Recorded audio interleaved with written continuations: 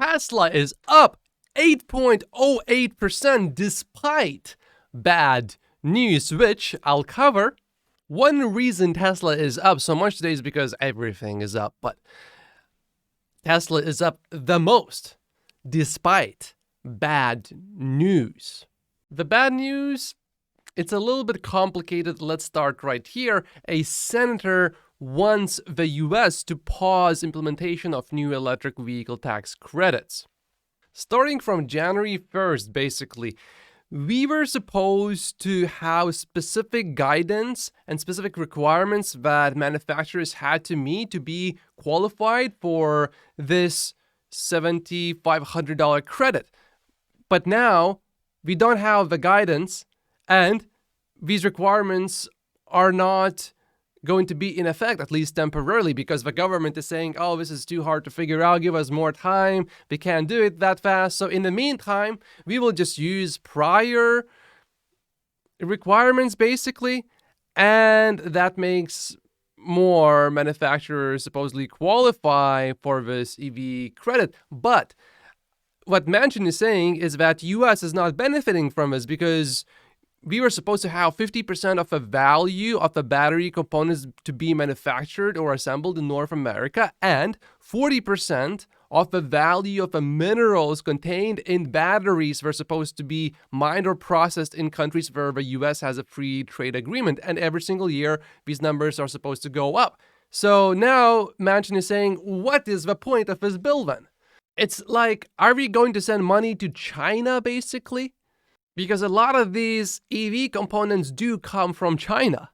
And the intention of the bill is to move away from China, not to subsidize Chinese suppliers even further with this government credit. But this is just temporary noise. We do have news that looks quite a bit worse than this, because this is going to go away in a few months. Once the Treasury finally issues specific guidance, it's going to be all just fine. Here is the really bad news. We were expecting that Model Y, which is very similar to Mach-E from Ford, which I test drove. Wouldn't want to drive that again. Mach-E only has MSRP limit of $55,000, not the $80,000 limit that would be expected from an SUV. So according to the government, this car right here is not an SUV. This would be not good for Tesla because there is no way that Model Y would meet the $55,000 requirement. Well, maybe the rear-wheel drive version if they release it, but certainly not the performance version. But if it was capped at $80,000 like other SUVs, then Model Y would easily be able to meet all of the requirements. So people would be getting a $7,500 discount. That is a big deal. However, there is hope. Some serious hope, actually. Check this out. You can see the MSRP limits, and you can see car models right here. You can see Model 3 has a $55,000 limit for all versions, but then you can see right here, Tesla Model Y has an $80,000 limit. So what is going on here?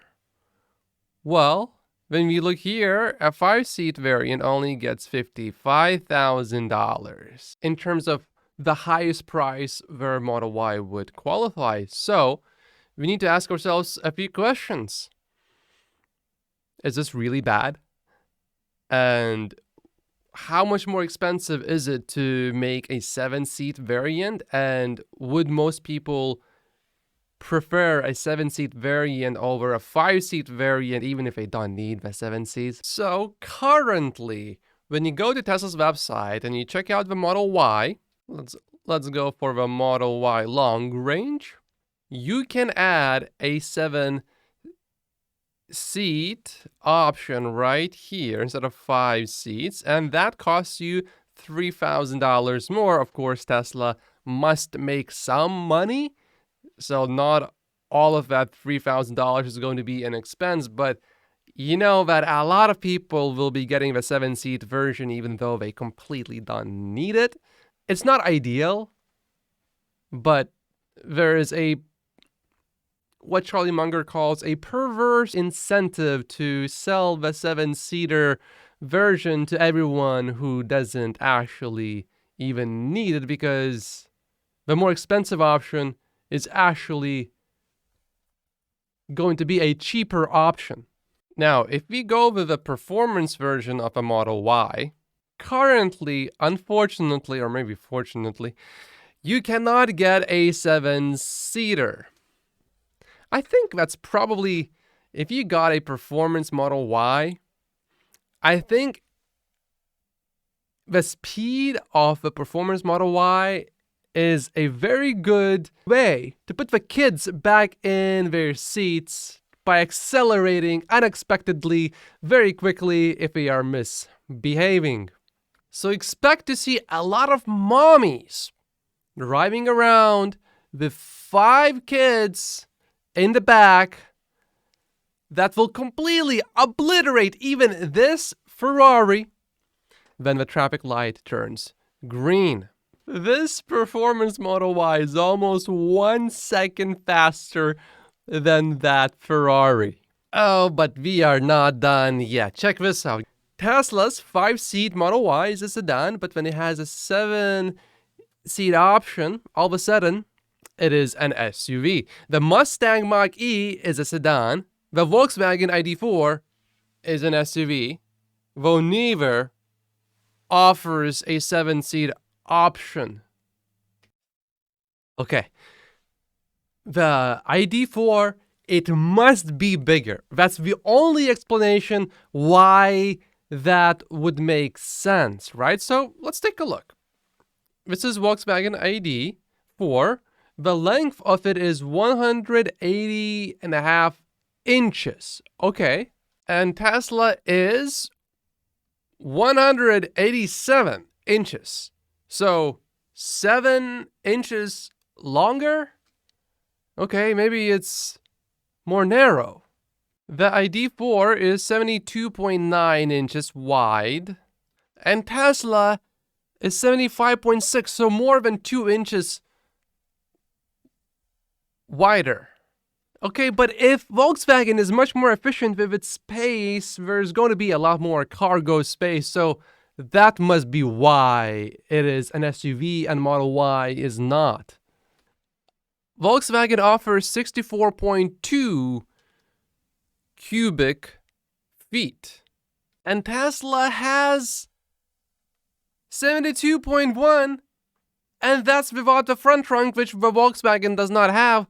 When you include the front trunk, Tesla has 20% more cargo space. And even without the front trunk, Tesla still has significantly more cargo space. So what is going on here?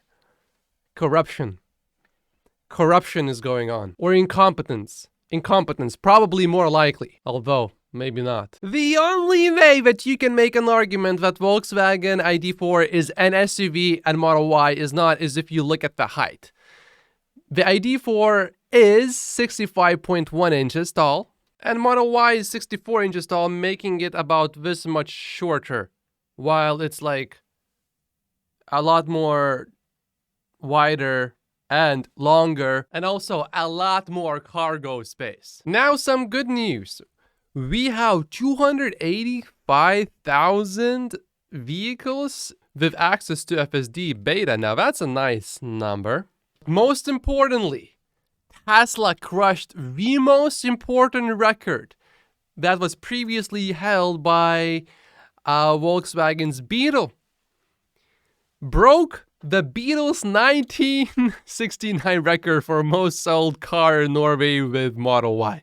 You know, this one was written by Elon Musk. Or maybe not, but you know, he's very happy with this achievement. Perhaps this is the most important achievement to Elon personally this year. Of course, I am saying this jokingly, but should I? Should I really be? Tesla now has 40,000 superchargers total worldwide. That is about 40,000 chargers more than other auto manufacturers. I mean, others can use public charging infrastructure, right? But they don't really own any chargers themselves, usually, in most cases. Tesla shipped 87 new features in 11 over-the-air software updates. Now that's nice. People are replying to this thread from Tesla saying we need a PR department. Well, there's another reply. This is PR. Owners are PR. We are like vegans. If you don't know, we will tell you. Just like I will tell you about these 48 reasons are why I only own Tesla stock in my stock portfolio. Like and subscribe if you haven't yet, and I will see you in the next video. Thank you so much for watching.